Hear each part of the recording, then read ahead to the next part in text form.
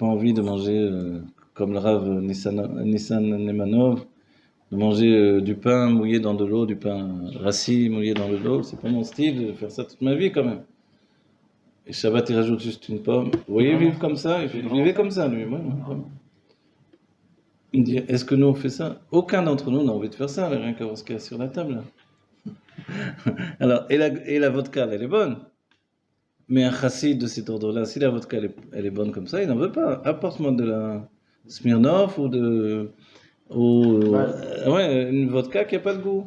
Là, il y a un peu de goût, elle est bonne celle-là. Hachem dit de kiffer les. Ah, voilà. Mais Rabbi Yehuda Nassi, il était riche. Riche comme un empereur, Rabbi Yehuda Nassi. Il avait tous les fruits de toute l'année, c'est-à-dire normalement il faut attendre les saisons. Lui il était comme à nous, comme dans notre époque à nous. Il avait tout sur la table. Et pourtant il a dit à Dieu, L'oneneti mi haolamazem afilo mi etzba ktana. Je n'ai pas joui de ce monde, même du petit doigt.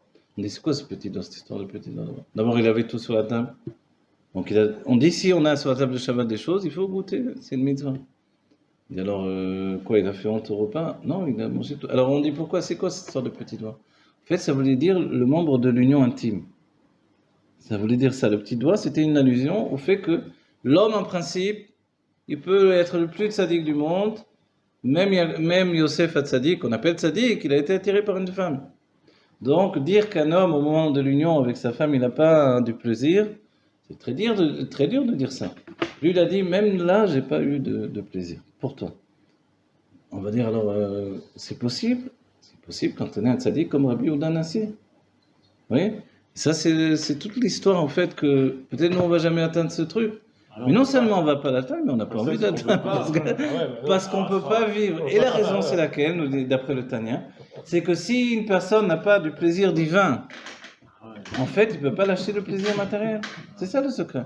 C'est donnant. Tu veux du plaisir divin, lâche le plaisir matériel. Attends, je garde encore un peu parce que bientôt j'aurai plus.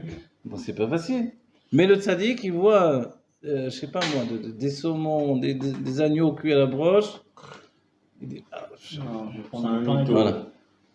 Baba Salé, il faisait faire la shrita à l'agneau. Et moi, j'ai un ami qui était à la table de Baba Salé, il me disait, mais nous, on a tous mangé de l'agneau. Il me dit, mais lui, il mâchait un grain de raisin pendant toute la soirée. Le même grain de raisin. Vous imaginez le coco de Baba. Et en fait, il y a des kavanotes même, quand je le mâche avec mes dents, comme ça, il y a des kavanotes, des intentions mystiques. Voilà ce qu'il a mangé, Baba Salé. Alors, c'est les autres qui mangeaient, toi, non?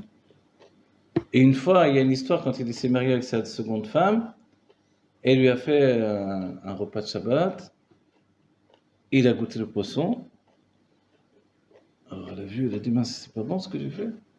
Elle a dit, mais ça va pas, c'est trop bon ça. Il a commencé à mettre une tonne d'épices.